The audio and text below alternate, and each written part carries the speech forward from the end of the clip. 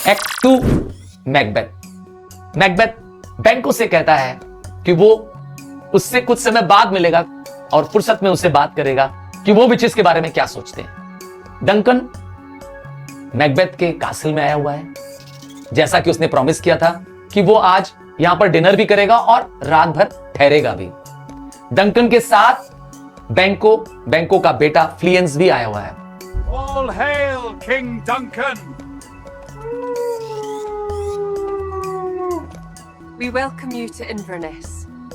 और जैसा कि मैकबेथ की वाइफ लेडी मैकबेथ ने प्लान किया है, उसने तय किया है कि डंकन आ तो गया है पर जिंदा यहां से नहीं जाएगा। और मैकबेथ डरा हुआ है। मैकबेथ युद्ध में तो लोगों को मार सकता है पर वैसे बेवजह डंकन को नहीं मार सकता। डंकन उसका रिलेटिव भी है। डंकन ने उसे कई सारे ऑफर्स भी दिए हैं, उसे नोबलमैन बनाया है और डंकन को मारने की कोई वजह भी नहीं है। इसीलिए वो डिसाइड करता है कि वह डंकन को नहीं मारेगा।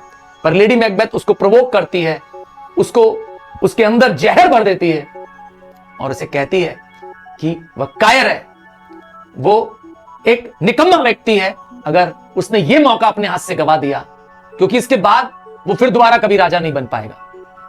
मैकबेथ तैयार हो जाता है मारने के लिए।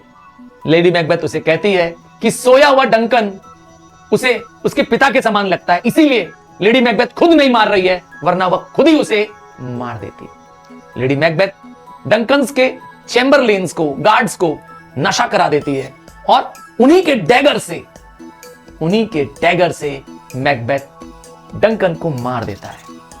डंकन को मारने के बाद मैकबेथ देखता है कि चैम्बरलेन्स उठ गए हैं और प्रे करते हैं और प्रेयर के अंत में वो आमीन बोलते हैं, पर मैकबेथ के मुंह से यह आमीन वर्ड भी नहीं निकलता है। उसकी थ्रोट में वह शब्द अटक जाता है और उसे लगता है कि उसे आवाज सुनाई दे रही है। मैकबेथ को लगता है कि उसे आवाज सुनाई दे रही है कि मैकबेथ हैज किल्ड या मर्डर्ड हिज स्लीप। मैकबेथ ने अपनी स्लीप को मर्डर कर दिया है। You have murdered sleep. Sleep no more.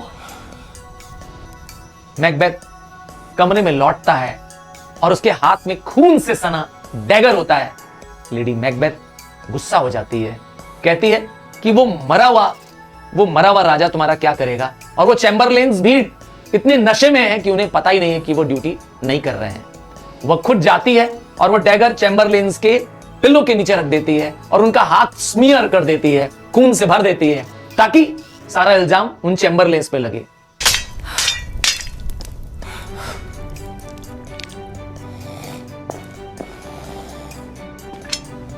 अभी वो अपने कमरे की तरफ लौट ही रही होती है लेडी मैकबेथ।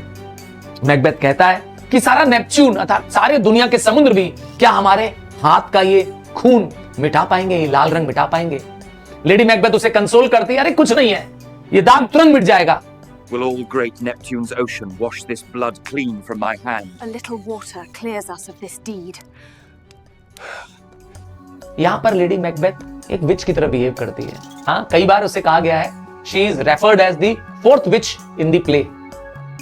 और तब नॉकिंग की आवाज आने लगती है। पोर्टर जो कि नशे में होता है वो जाके दरवाजा खोलता है और देखता है कि मैकडफ और लेनॉक्स आए हैं। ये दोनों नोबलमैन किंग डंकन को उठाने आए हैं, क्योंकि राजा ने इनको कहा था कि अर्ली इनको उठाने आएंगे। Who's there? In the name of Beelzebub!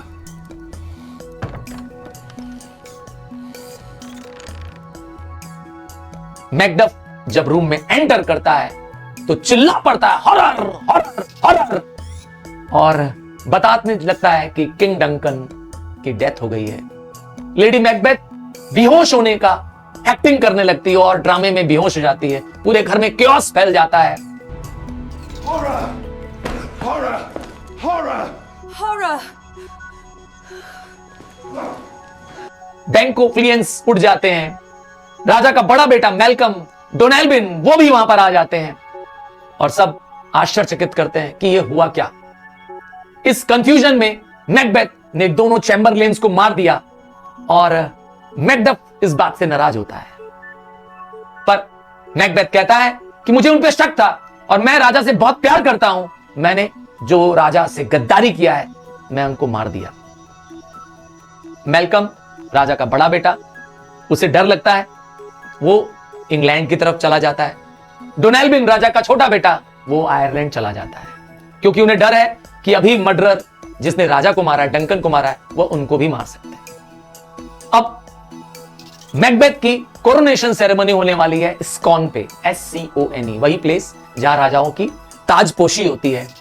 और रॉस एक ओल्ड मैन से बात करता है कि किस तरीके से किंग डंकन के जो वेल ट्रेन्ड हॉर्सेस थे, उन्होंने ही एक दूसरे को काट खाया है। Duncan's sons have fled. Shock. Worry. हां, वो जंगली हो गए हैं। और एक